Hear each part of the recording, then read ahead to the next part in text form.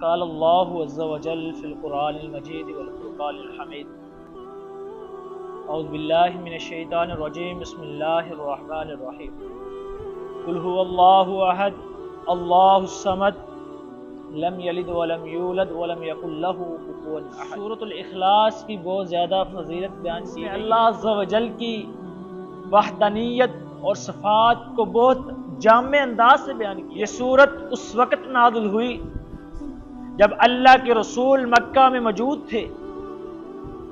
جبریل علیہ السلام اللہ کے حکم سے نبی کریم صلی اللہ علیہ وسلم کے پاس تشریف لے کر آئے اور نبی کریم صلی اللہ علیہ وسلم کو سورۃ الاخلاص یاد کروائی اور سکھلائی۔ نبی کریم صلی اللہ علیہ وسلم نے سورۃ الاخلاص کی بہت زیادہ فضیلت بیان کی ہے۔ ایک روایت میں ہے کہ اللہ کے رسول صلی اللہ علیہ وسلم نے ارشاد فرمایا، جو شخص ایک مرتبہ سورۃ اخلاص پڑھتا ہے اس کو قرآن کے 1/2 حصے کا ثواب ملتا ہے۔ جو سورۃ اخلاص کو 3 مرتبہ پڑھتا ہے اس کو ایک قرآن مکمل کا ثواب ملتا ہے۔ یہ سورۃ اخلاص کی فضیلت ہے۔ اللہ کے رسول نے دوسری روایت میں ارشاد فرمایا، صحابی کو یہ سورت بہت زیادہ محبوب تھی، یہی وجہ تھی کہ وہ صحابی اس سورت کو بہت کثرت سے پڑھتا تھا۔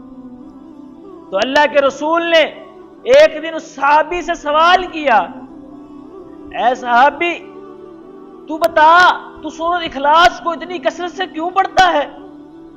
تو صحابی آگے سے جواب دینے لگا۔